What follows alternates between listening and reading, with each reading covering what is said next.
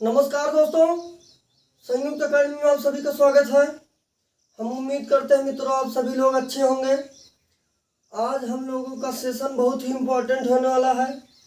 मित्रों आज हम लोग पढ़ेंगे चंद्रयान 3 के बारे में। इसके संबंध में पूरा कंप्लीट वीडियो देंगे।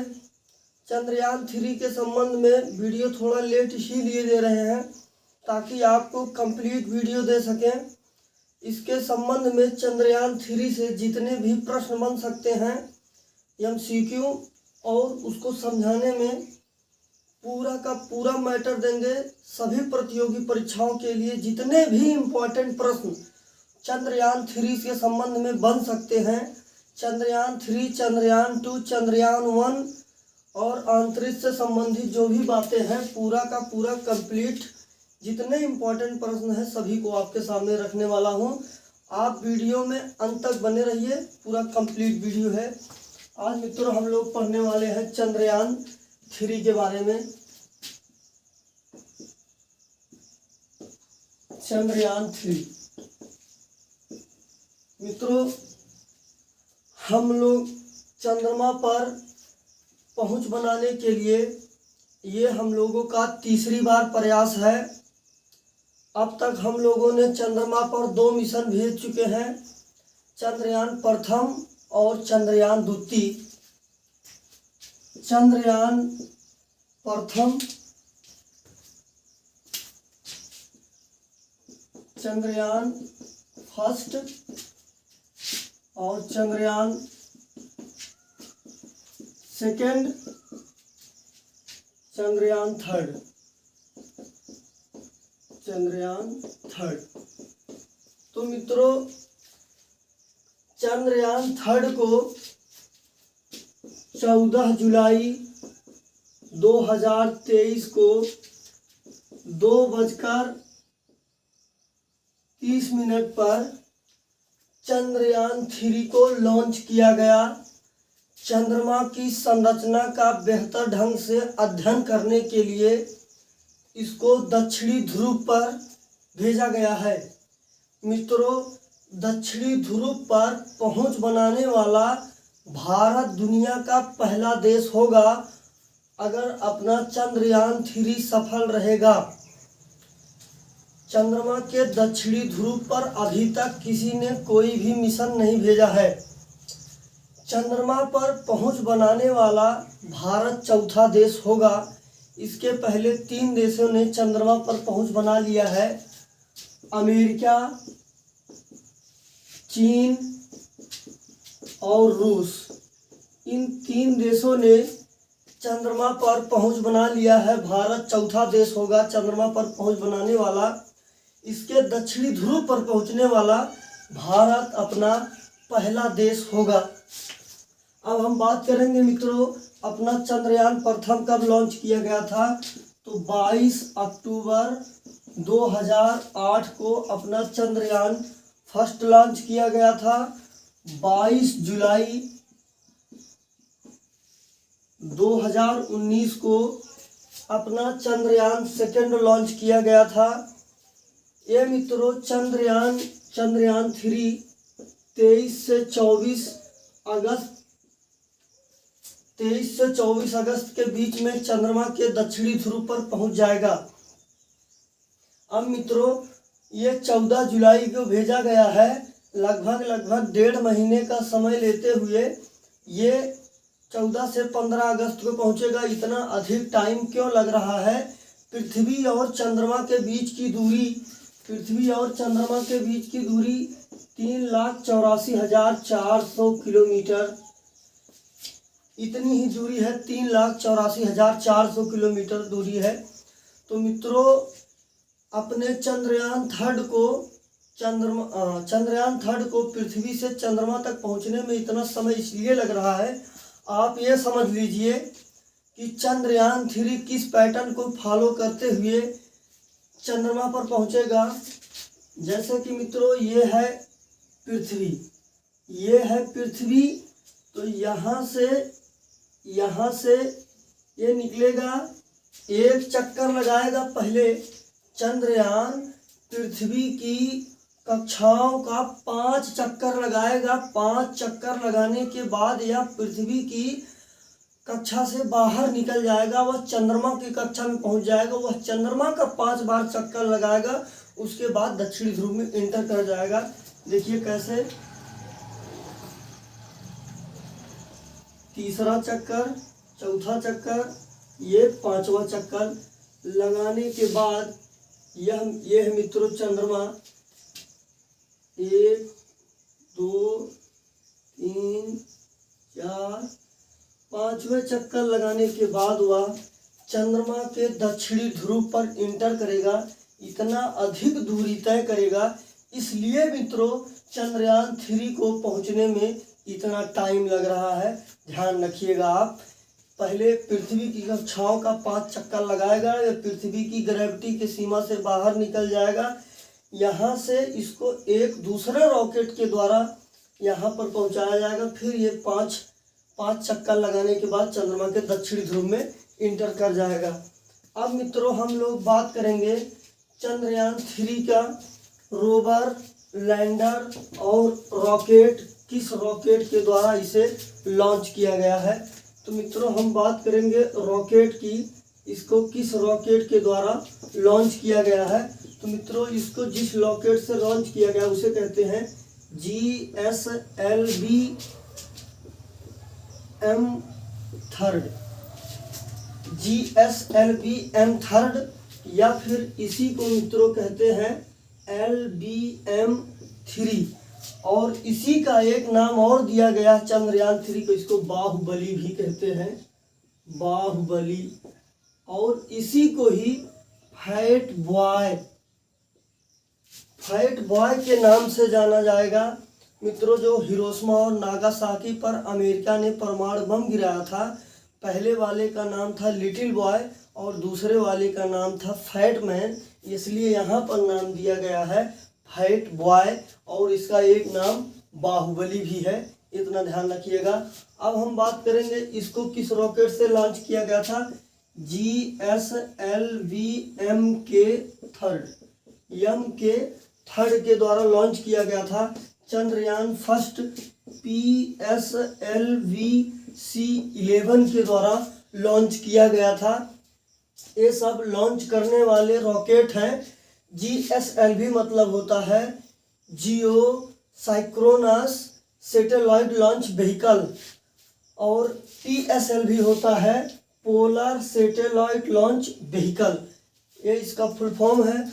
अब मित्रों हम लोग बात करेंगे इस जो चंद्रयान 3 लॉन्च किया गया है, इसका निदेशक कौन था, इसका निदेशक कौन था और अध्यक्ष कौन था।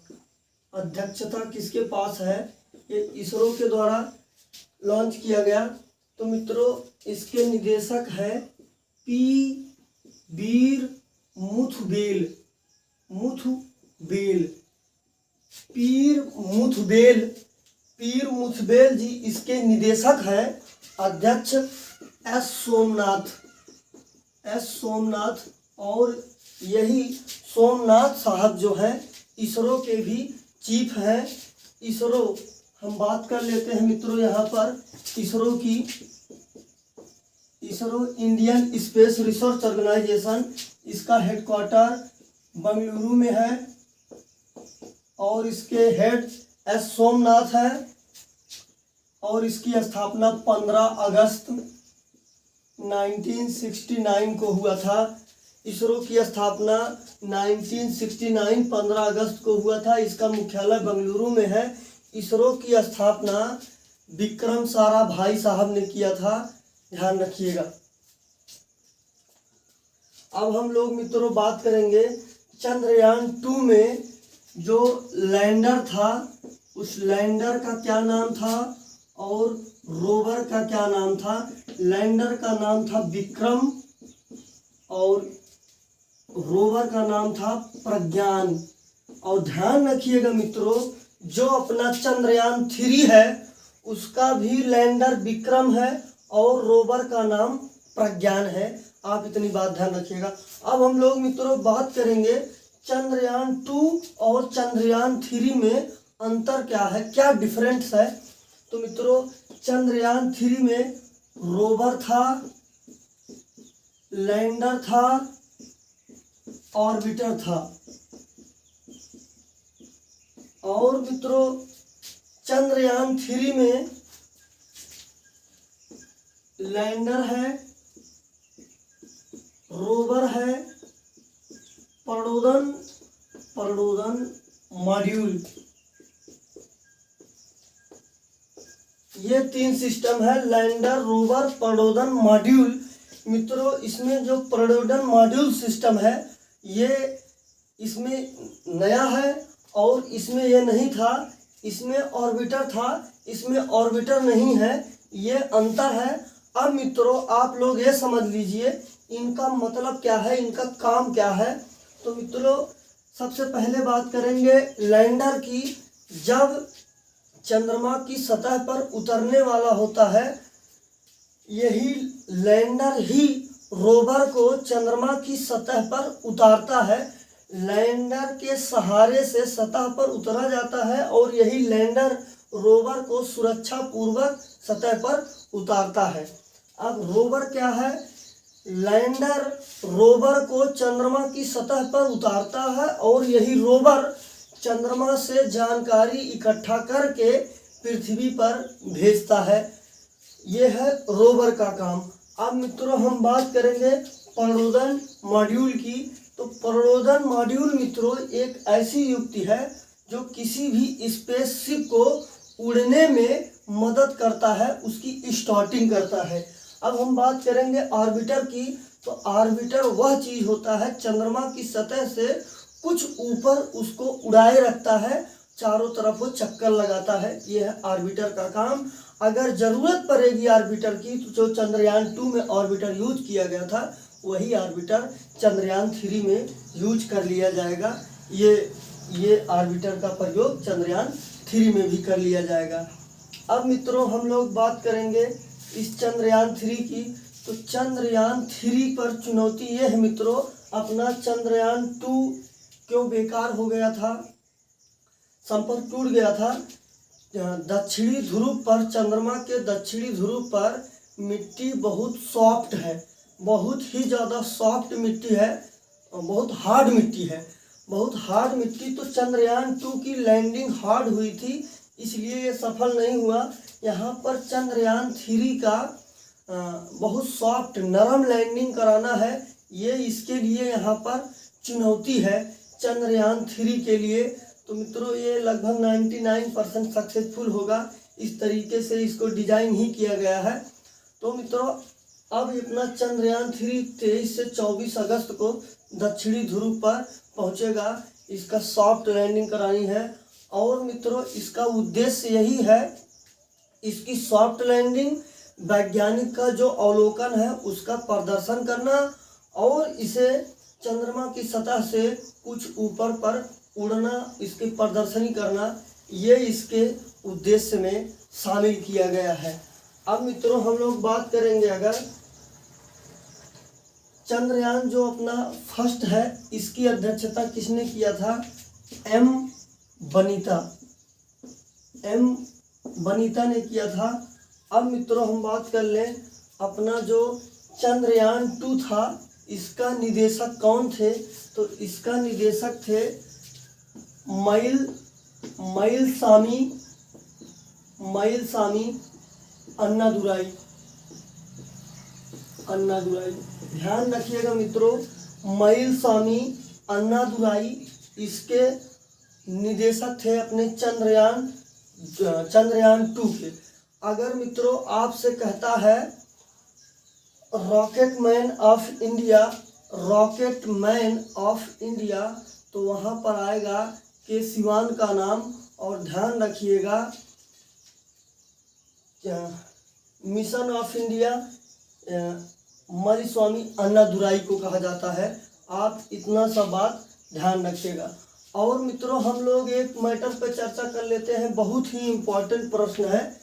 इस अपने मिशन के अपने चंद्रयान से संबंधित जितने भी प्रश्न हैं उसके संबंध में सबसे इम्पोर्टेंट प्रश्न ये है आर्टेमिस समझौता।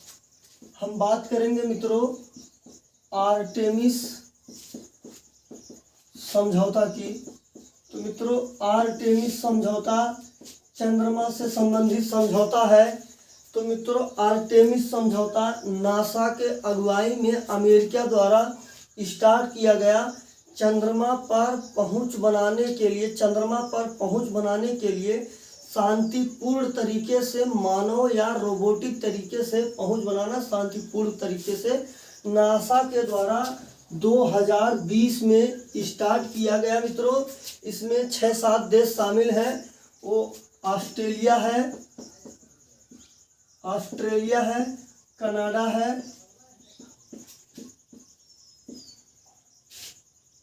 लग्जमबर्ग है,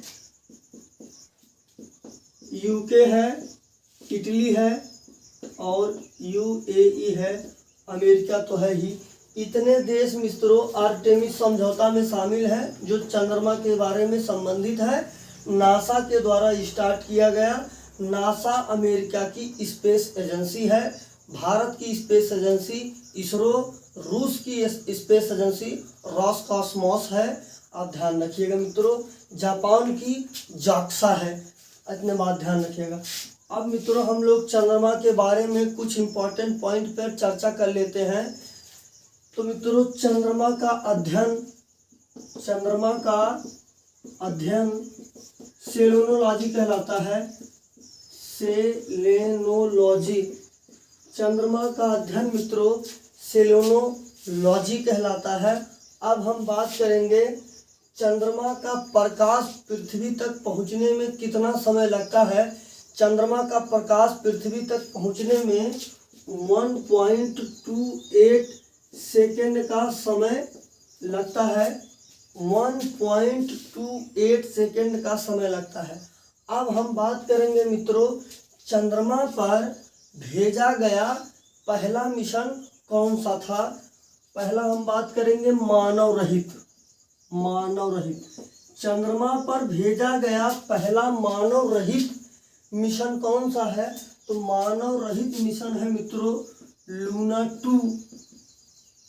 2 जो कि रूस के द्वारा भेजा गया था 1966 में। ये मानव रहित मिशन था मित्रों लूना 2 जो कि 1969 में रूस के द्वारा भेजा गया था। मानव युक्त पहला चंद्रमा का जो मिशन था वह मित्रों कौन सा था। वो अपोलो 11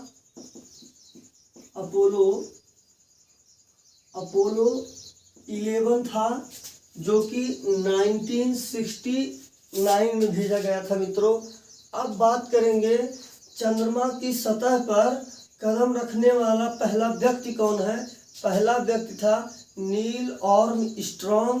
वो अपोलो 11 नाम के रॉकेट से चंद्रमा पर गया था। आप इतनी बात ध्यान रखिएगा चंद्रमा के संबंध में।